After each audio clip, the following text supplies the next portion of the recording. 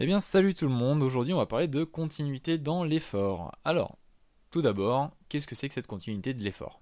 Eh bien c'est le fait de ne pas s'arrêter au visage et donc d'arrêter ce mauvais réflexe de viser le jaune. Parce que oui, je sais que vous n'arrêtez pas de viser le jaune, vous qui regardez cette vidéo.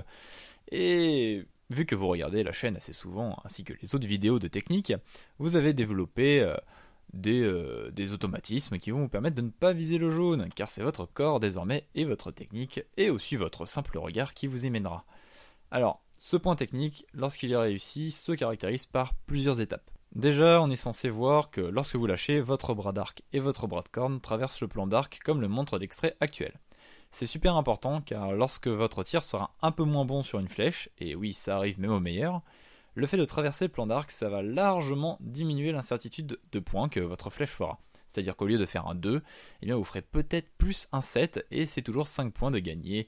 Et pour les gens qui aiment bien grappiller des points comme moi et comme vous j'imagine, c'est quand même un avantage.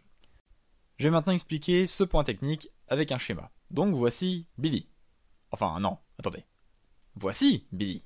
Donc Billy est un jeune archer en pleine progression, tout comme mes talents de graphiste.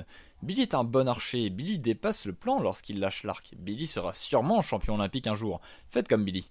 Bon, c'est vrai que ce schéma paye pas de mine, mais au moins, avec son côté fun, vous vous en souviendrez encore un bon bout de temps, et c'est ça l'objectif.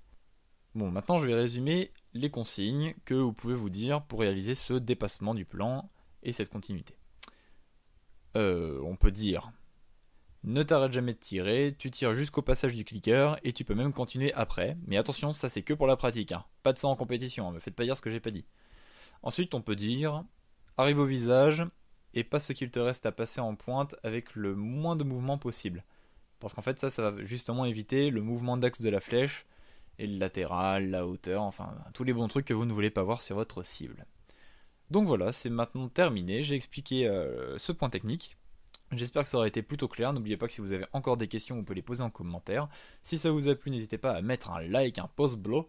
Et je vous dis à la prochaine dans une nouvelle vidéo. Salut tout le monde, à plus!